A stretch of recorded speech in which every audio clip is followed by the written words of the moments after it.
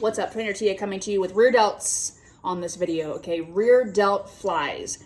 If you have dumbbells or plates or even a household object that's between 2 to maybe 10 pounds, you don't need much because this is a small muscle group. It hits the rear delts, which respond well to high volume with lighter weight, and most people just don't have the strength to hit heavy weights on this muscle anyway.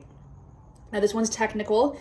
Okay, so I would recommend watching the lateral raises video as well, because this is the exact same range of motion, which most people just really struggle with shoulders high. Don't mind the cats in the background. Shoulders high, elbow below the shoulder, above the wrist. Okay, so it's 1, 2, 3 clear hierarchy, not up like this. All right, so we're taking that technique from lateral raises and we're just gonna bend forward a lot, right? And put the weight right here on this muscle on your rear delt, okay? But the arm position and the movement is exactly the same as laterals. So if you've mastered that move or you've worked with me on that one, take that technique, put it on a bent over rear delt fly.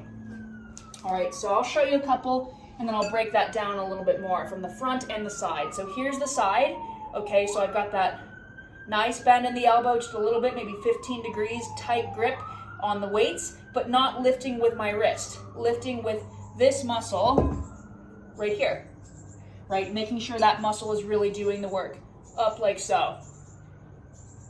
Not swinging, right?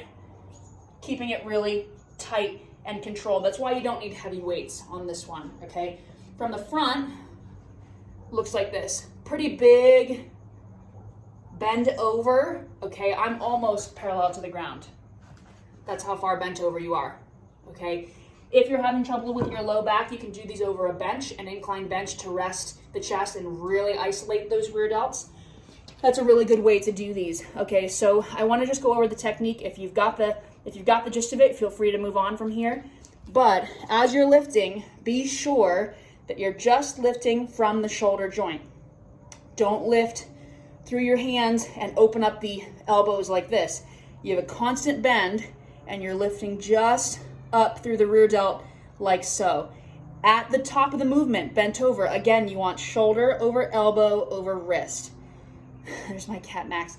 This is really technical, y'all. Take it really light. 2.5 pounds to 5 pounds is as much as you'll need, and really focus on feeling it in the right muscle groups. So many people swing all over the place and just make this move really sloppy. This is an easy one to miss, to mess up, all right? So go light, watch your form, record yourself or get in front of a mirror from the front or the side, and take this one slow. It is worth it to give you those 3D shoulders that most people want.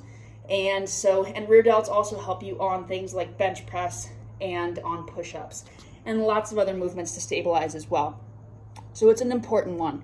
All right, I've talked enough. You guys get it? Go ahead and practice on your own.